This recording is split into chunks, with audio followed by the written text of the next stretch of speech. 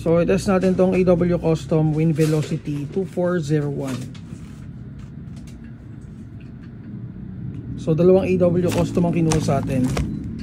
Ito yung isa. So ito naman, ang code niya is HX2711. So parehas ano yan, metal yan. Metal yung frame, metal yung slide.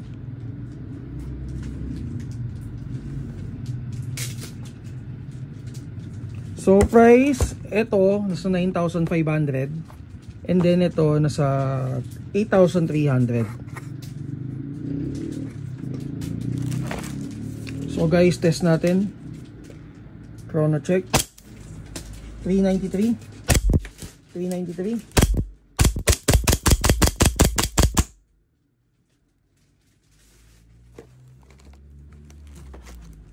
Then yung isa.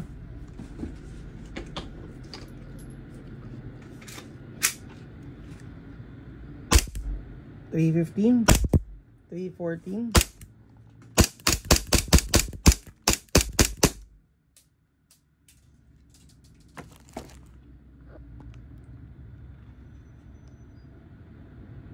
So for more details, mag-PM kayo sa page namin, Mavs Hobby PH.